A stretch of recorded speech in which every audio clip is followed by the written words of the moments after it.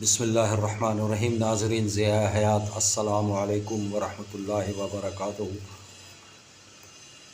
کیا آپ جانتے ہیں کہ ایک مسلمان سائنسدان نے 1000 سال پہلے زمین کے قطر کا ایسا حساب لگایا، یعنی اس کے پورے پیمائش ایسی کی کہ جسے آج کے جدید ماہر ارضیات اور سائنس دان بھی حیرت سے دیکھتے ہیں۔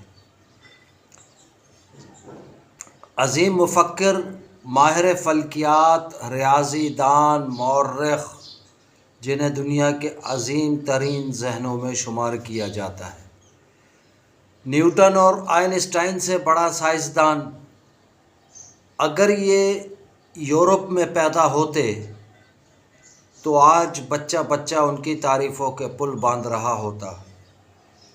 مگر افسوس کہ آج انگریزوں کی تعریفیں کرتے نہ تھکنے والے بھی اپنی تاریخ نہیں جانتے۔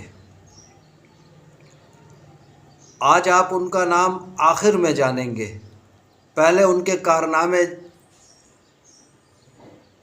جان لیں۔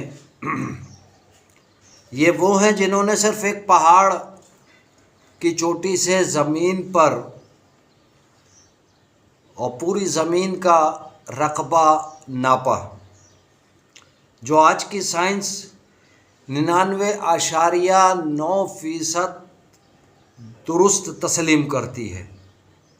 یہ وہ ہیں جنہوں نے روشنی اور آواز کی رفتار میں فرق صدیوں پہلے واضح کر دیا تھا۔ یہ وہ ہیں جنہوں نے زمین کے گھومنے کے امکانات پر دلائل دیے، جب دنیا زمین کو ساکن سمجھتی تھی۔ یہ وہ ہیں جنہوں نے جغرافیہ، فلکیات، ریاضی اور طبیعیات کو ایک ساتھ جوڑ کر سائنس کو ایک نئی سمت دی۔ گریویٹی کا بنیادی تصور بھی انہوں نے ہی پیش کیا تھا۔ یہ وہ ہیں جنہوں نے دنیا کے مختلف ممالک کے درست نقشے بنائے اور زمین کے طول و عرض کو حساب سے معلوم کیا۔ یہ وہ ہیں جنہوں نے ہندوستان کی تہذیب، فلسفہ اور سائنس پر اتنی گہری تحقیق کی کہ آج بھی ان کی کتاب الہند دنیا کی بڑی بڑی یونیورسٹیوں میں پڑھائی جاتی ہے۔ ان کے تجربات اور مشاہدات اپنے وقت سے صدیوں آگے تھے، مگر افسوس، صد افسوس کہ آج ہمارے اسکول اور کالج کے نصاب میں ان کی جگہ سائنس کے نوآموز تجربہ کرنے والوں کا ذکر تو ملتا ہے، مگر اس شخصیت کا ذکر نامعلوم وجوہات کی بنا پر ختم کر دیا گیا۔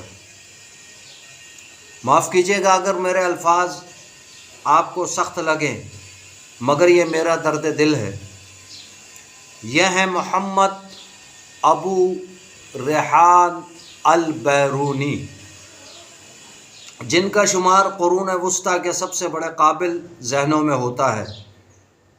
یہ ایک ساتھ فلکیات، ریاضی، جغرافیہ، طبیعیات، تاریخ، لسانیات، دواسازی، تقابل ادیان اور ارضیات جیسے کئی علوم کے ماہر تھے۔